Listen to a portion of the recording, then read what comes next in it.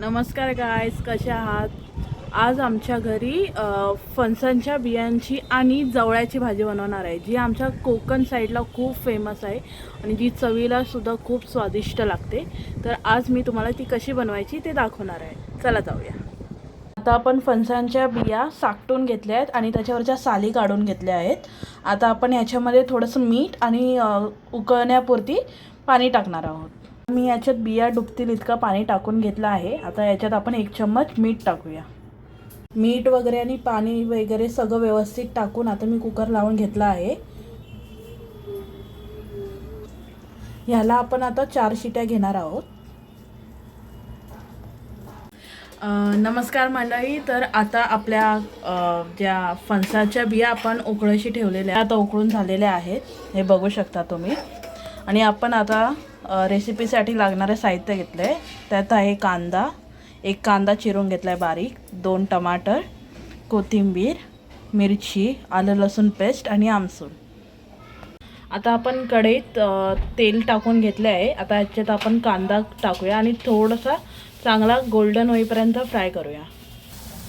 आता इथे आपण कांदा चांगला भाजून घेतला आहे. आता आपण याच्यात मिरची आणि आलं लसूण पेस्ट टाकूया.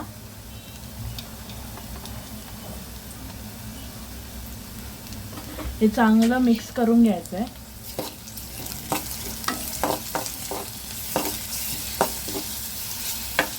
आलं लसूण पेस्ट, मिरची आणि कांदा चांगलं भाजून झालं की आपण त्याच्यात टमाटर टाकणार आहोत.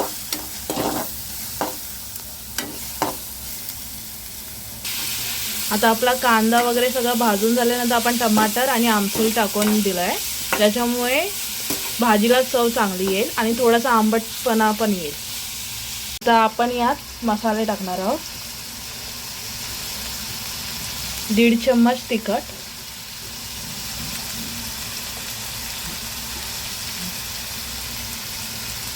अर्धा चम्मच हळद आणि माझ्या मम्मीने वाटलेला मसाला बनवला आहे. ज्याच्यात आहे कांदा, आपलं सुकं खोबरं, आलं लसूण चांगलं भाजून त्याची पेस्ट केली आहे. आता हे आपण चांगलं मिक्स करून घेऊया. आता आपला मसाला चांगला भाजून झाला आहे. आपण आता त्याच्यात उकळलेल्या बिया टाकूया.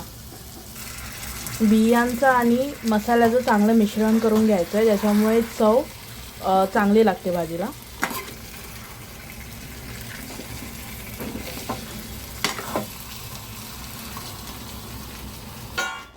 हा जवळा आपण घेतला आहे, चांगला साफ करून घ्यायचा आहे आणि पाण्यात भिजवून घ्यायचा आहे, ज्याच्यामुळे तो नरम होतो. तुम्ही भाजून पण घेऊ शकता. आता आपण याच्यात जवळा टाकला आहे, तो चांगला मिक्स करून घ्यायचा आहे आणि याच्यात आपण बियाचं जे उरलेलं पाणी होतं ते टाकूया.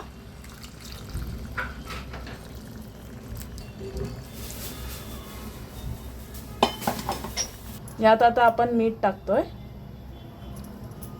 तुम्ही चवीनुसार मीठ टाकू शकता, पण आम्ही बियांमध्ये पण मीठ टाकलेलं शिजवताना, सो आम्ही त्यानुसार टाकलं आहे. आता आपण चांगलं ह्याला 10 मिनटं शिजवून देऊया ढाकण ठेवून. 10 मिनटांनंतर तुमची फणसांच्या बियाची आणि जवळ्याची भाजी रेडी असेल. तुम्ही बघू शकता आपली भाजी चांगली उकळली आहे आणि शिजली. आपण 10 मिनटं स्लो गॅसवर ठेवली आहे. आता आपण याच्यावर थोडीशी कोथिंबीर टाकूया वरून. मला पर्सनली तरी कोथिंबीर नाही आवडत, पण माझ्या मम्मी पप्पांना आवडते. ही तुम्ही भाकरीसोबत भाजी खूप छान लागते. आम्ही आता ज्वारीची भाकरी केली आहे. तुम्ही बाजरी, नाचणी, तांदूळ कुठल्याही प्रकारच्या भाकरीसोबत खाऊ शकता. चवीला एकदम स्वादिष्ट लागते. तर हाय गाईस, आपली भाजी रेडी आहे आणि आपण ज्वारीची भाकरी बनवली आहे. तर अशाच नवनवीन पोस्टसाठी तुम्ही सबस्क्राईब करा आणि लाईक करा. पुन्हा भेटू.